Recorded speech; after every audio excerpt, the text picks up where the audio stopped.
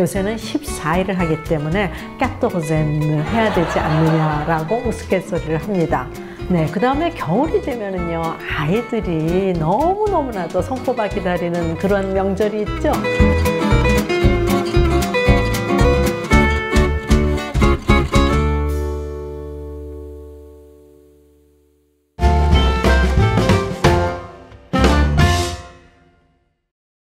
Bonjour, 최정화의 랑데부입니다.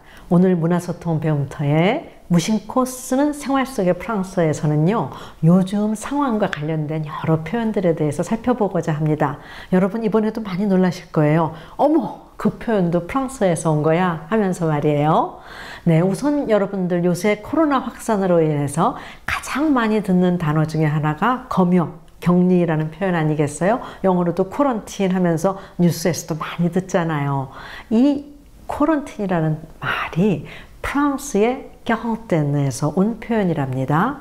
예전에는요, 아주 예전에는 그 검역을 40일간 했기 때문에 프랑스어의 약 40일의라는 뜻의 quarantain에서 검역이라는 말이 왔다고 합니다. 이게 여러분들 알아두세요. 그러면 quarantaine가 약 40일이라는 뜻이라면은 우리 한번 quatre 이런 발음이 들어간 단어에 대해서 좀 알아보도록 할까요? 불어로 4는 quatre, 그 다음에 14는 quatorze. 조금 이따 quatorze 들어가는 표현 여러분들 벌써 브랜드 이름 생각나는 거 있죠? 설명드릴게요. 그 다음에 40은 quarante, 그 다음에 약 40의 하는 뜻의 quarantaine. 이 quarantaine에서 온 표현이 바로 코런틴이 된 거고 옛날에는 40일이었기 때문이죠. 그래서 프랑스 사람들은 우스갯소리로 요새는 14일을 하기 때문에 까또르젠 해야 되지 않느냐라고 우스갯소리를 합니다.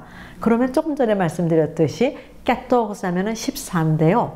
여러분들 프랑스 왕 생각나는 사람 있죠? 루이 까또르제. 태양왕이라고 불리는 루이 14세입니다.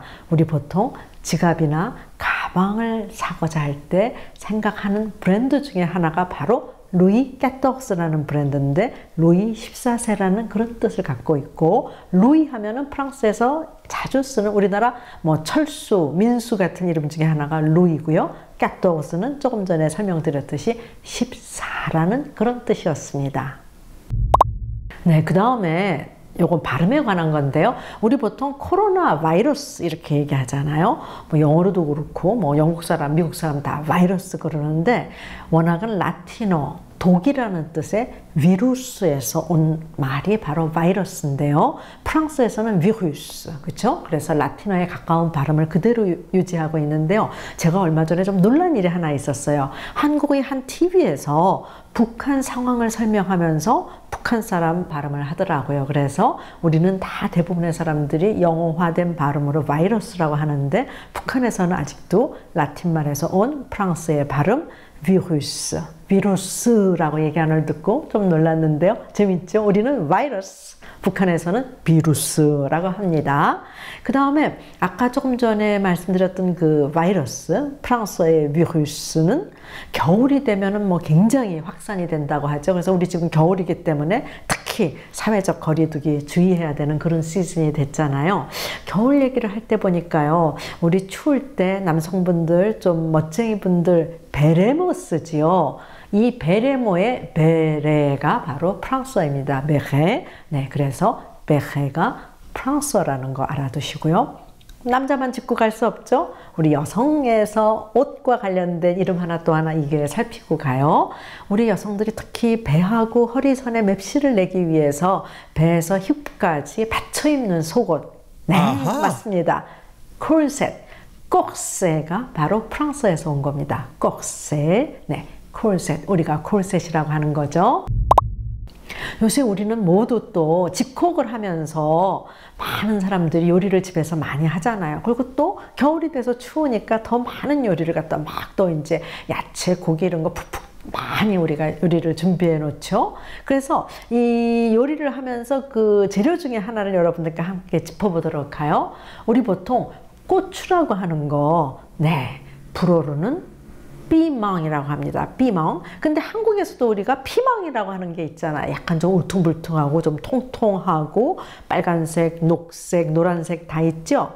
그리고 맵지는 별로 않고 이 피망이 네, 프랑스 사람들은 피망 하면은 그냥 일반 우리가 얘기하는 고추를 가리키고요. 우리가 생각하는 그 피망은 프랑스 사람들한테 그 피망을 얘기하고 싶을 때는 포아브롱이라고 해야 됩니다. 그래서 우리 한국에서 피망이라고 하는 거는 프랑스어로는 포아브롱, 포아브롱. 네, 그리고 불어로 삐망 하는 거는 한국어로 고추입니다. 그래서 좀 비슷한 것 같으면서도 다른 이 표현들 여러분들 직콕하면서 요리하면서 알아두면 좋을 중요한 단어 중에 하나인 것 같습니다.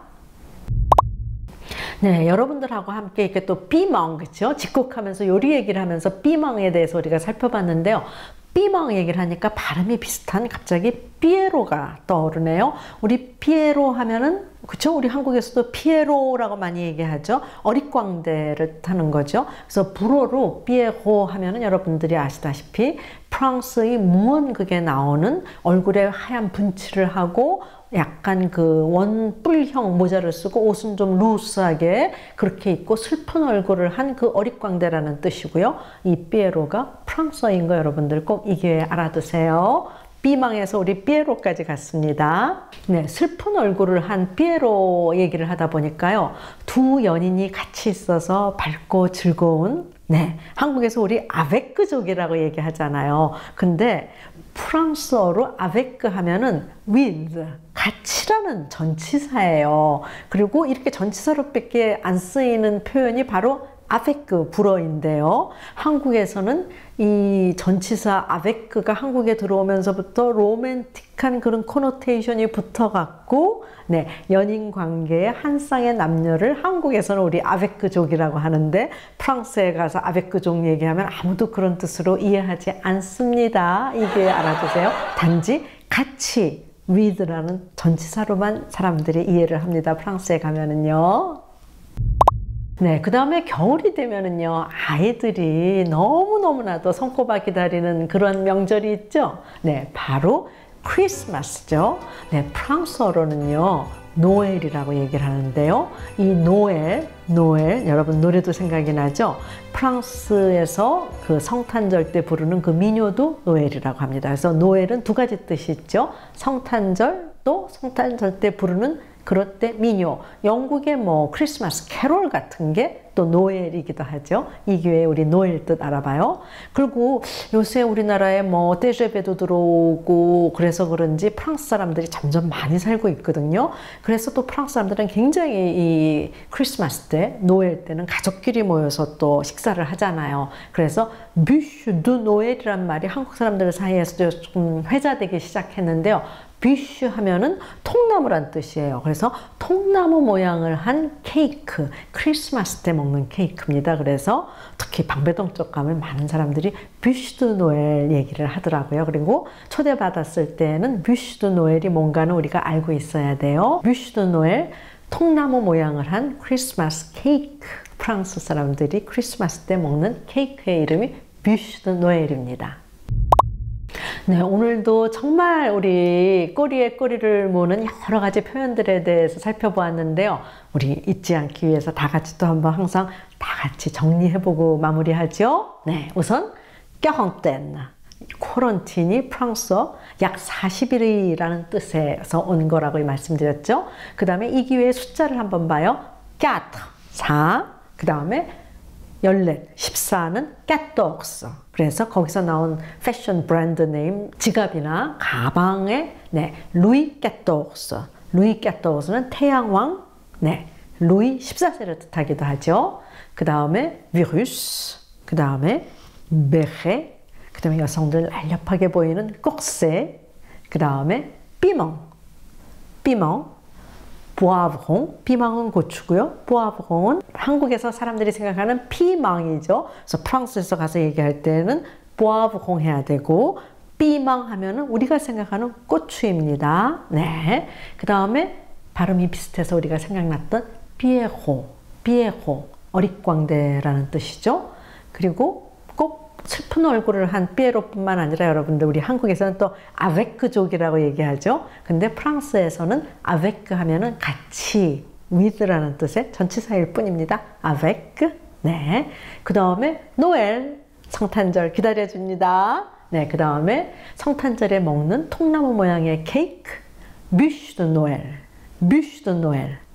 네, 오늘 여기까지 또 이렇게 꼬리에 꼬리를 물고 살펴봤습니다. 그럼 우리 또 다시 만나서 또 재밌고 새로운 생활 속의 프랑스어 표현 살펴보도록 해요. 다시 또 만나요. 아비안또.